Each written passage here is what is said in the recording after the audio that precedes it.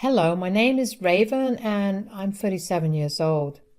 The most insane thing in my life happened a few months ago, and I decided I wanted to speak up about it here. Let me start this story by telling you a little more about myself. Both my parents had passed away when I was really young, and I had no other qualified relatives to take care of me. So I got tossed around in the foster system a lot. We stayed with a lot of families until I eventually turned 18 and started living on my own. I have no other siblings, and I'm pretty much my own family. I worked hard to keep myself afloat and put myself through college. I managed to get a good job, and I was finally able to live relatively comfortably. Everything was going well, and I was finally happy. And things only got better when I met my now ex-husband, Travis. I met Travis around 10 years ago through a dating app. I'll be honest and say that I wasn't initially interested in him. I was on various dating apps only because I was feeling lonely, and I never really expected it to go anywhere. Even after Travis and I matched, I only spoke to him out of boredom. I said yes to a date with him because I had nothing else to do on the day he asked me to go out with him. But all of that changed when I actually went out with Travis. He was such a gentleman. He knew just how to make me laugh and was also able to engage in intellectual banter with me. I was genuinely pleasantly surprised by him. And so that one date led to many other dates. Eventually, we began to see each other officially. We dated for around a year before I asked Travis if there was any way for me to meet his family. I just figured that it was the natural next step in a good relationship. However, Travis told me that I wouldn't be able to do that.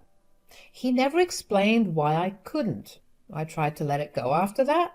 Travis had gotten a little distant after I asked to meet his family, so I just never brought it up again.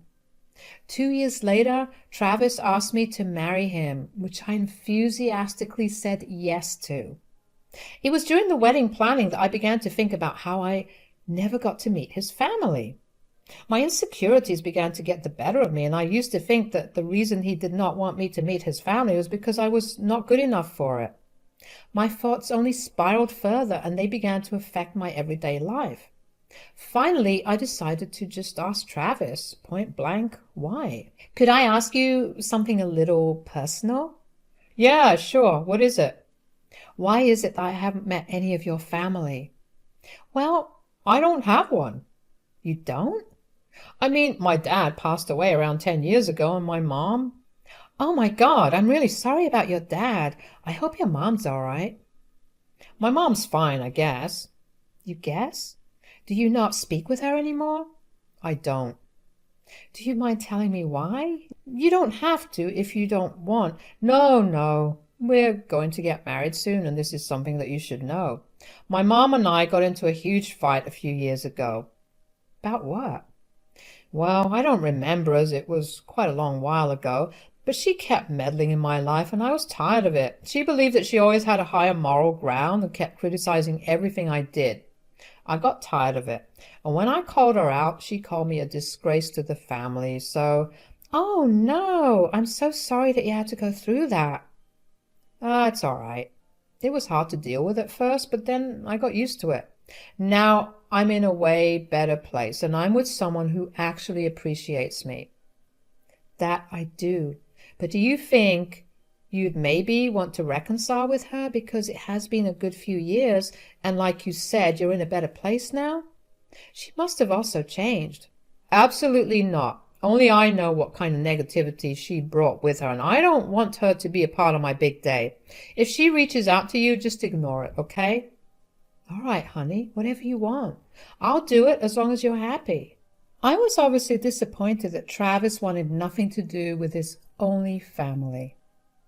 Maybe it was because of my past, but it made me sad to see how he was willing to throw away his only family. I struggled to grapple with his answer, but thankfully, just a few days after that conversation, Travis had to go on a business trip.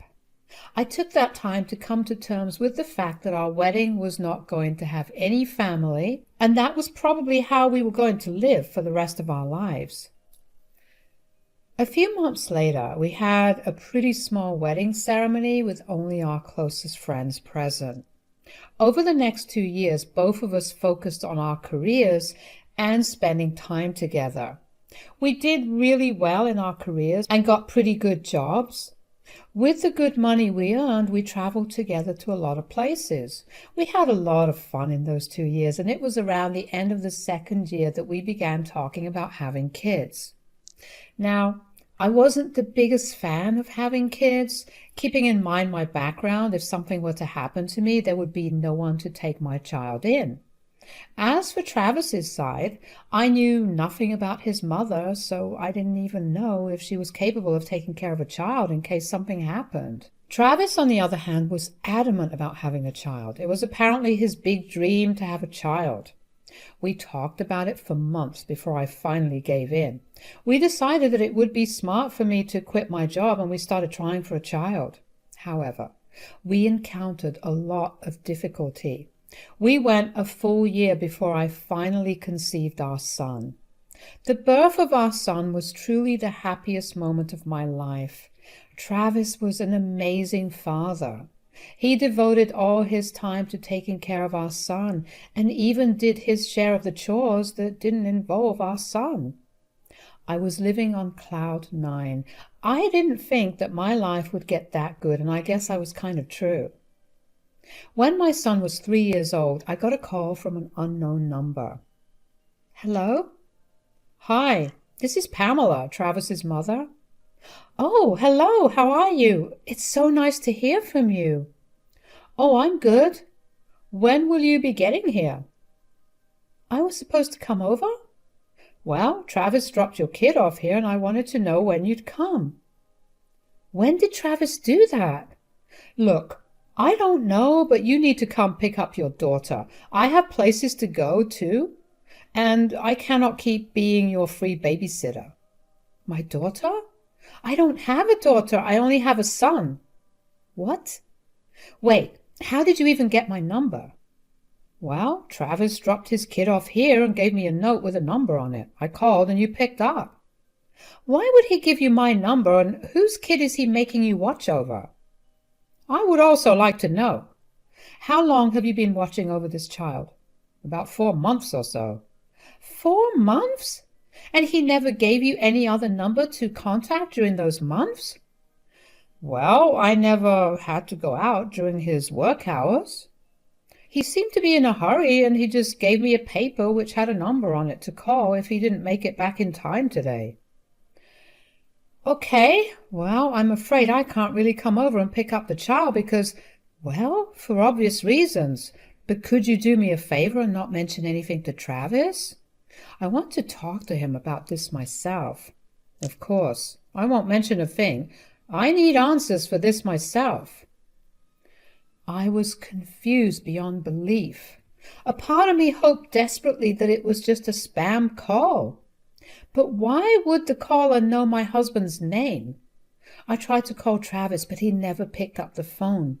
I wanted my answers as fast as I could get them, but Travis never picked up the phone. With various household chores, because I knew that if I sat idle until Travis got back home, my mind would spiral into the worst-case scenarios, which would only make me feel worse. But eventually I had to sit myself down. I needed to compose myself for whatever the truth was.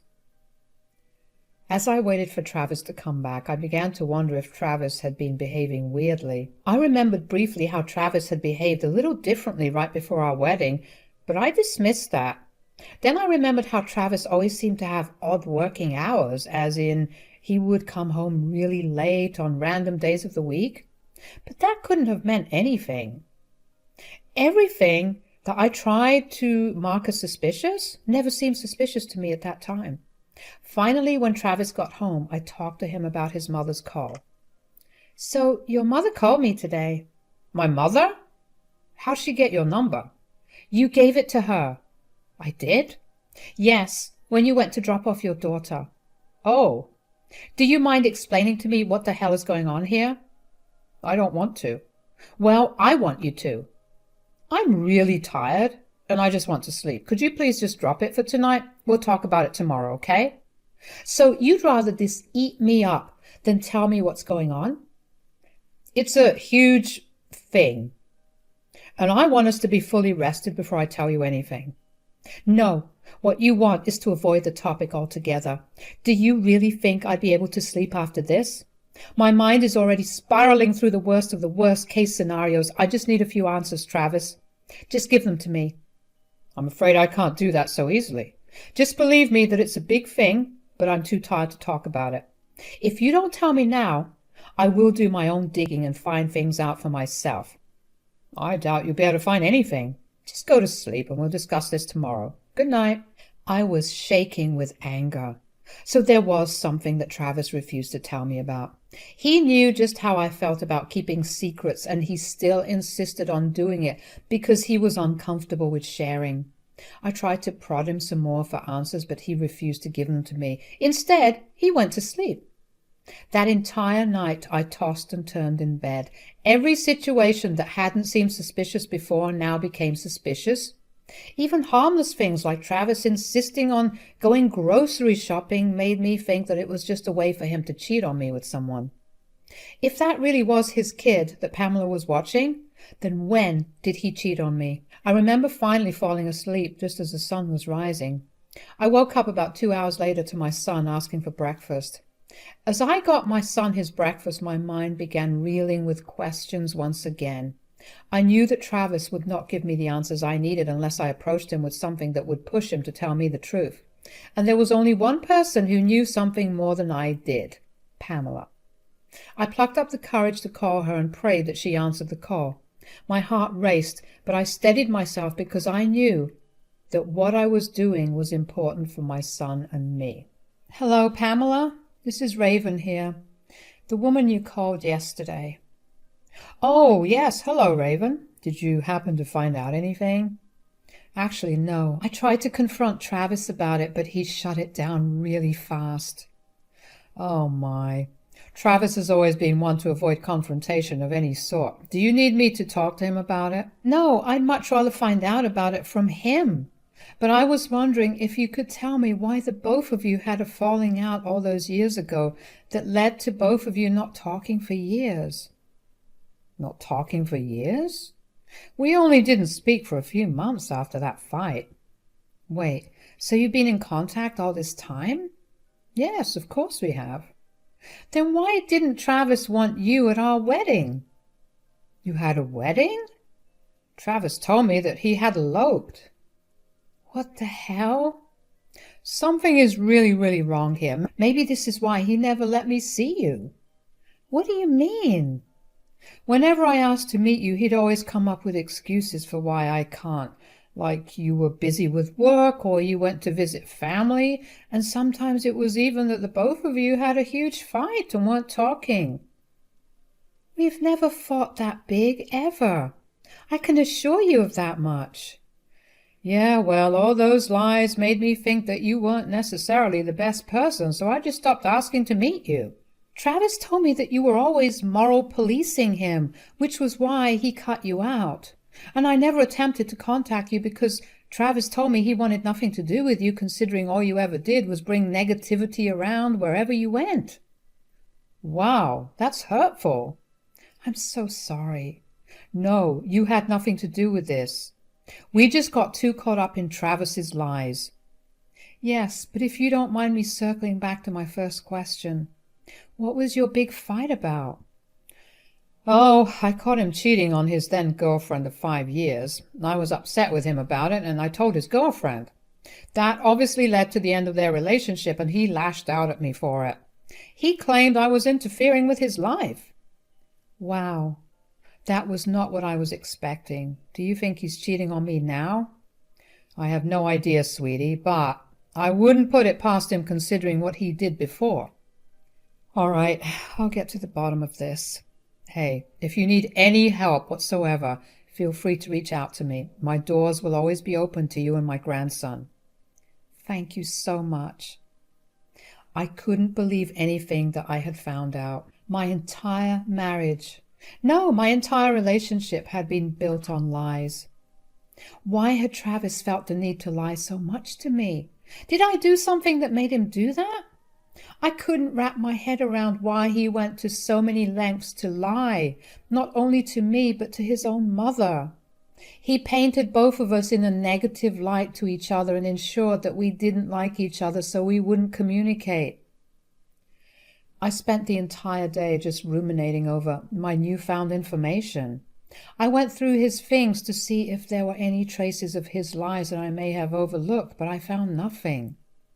The kid that Pamela was talking about was definitely his, considering he had been bringing her over for months. Who did he have another kid with? When did he have another kid? I couldn't recall a single moment that he had to actually cheat on me. The longer I sat with the new information, the angrier I got. How could Travis have put our son in such a position? He had another child, and now our son would have to go through his life knowing that his dad was a cheater.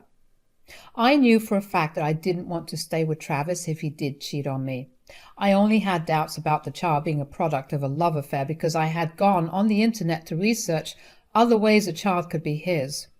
Turns out there are a lot of stories of people getting contacted by their biological kids who they had no idea of their existence at all because they had donated to a sperm bank. I hoped that was how this child came to be because that was the only thing allowing me to keep a cool head. When Travis got back home that evening, I confronted him again. I spoke to your mother again. Why are you doing this? I told her not to speak to you. Because I want my answers. Do you not trust me when I say that I will tell you in due time? No, because from how I see it, you've been avoiding me because you don't want to talk about it. That's not true. Is it as untrue as you lying to your mother about us eloping? How did you, or is it as untrue as you telling me that your mother was moral policing you when all she did was expose you cheating on your long-term girlfriend? Look, I can explain. You better do it quick because let me tell you, I'm getting sick and tired of these lies. Okay, fine. Remember when I had a business trip a few short months before we got married? Yes. Well, I ended up going to a pub with my colleagues after a big meeting and I met someone there. One thing led to another and a few months before we got married? Really? I know, I'm sorry. I felt really bad about it, I swear. But not bad enough to come clean to me about it. How could I? I would have lost you. And you think this won't make me leave? You didn't think that lying to me for so long was going to make me leave? I didn't ever expect you to find out. I made a stupid mistake when I handed my mom your phone number. You really are a disgusting person. Who even was that child?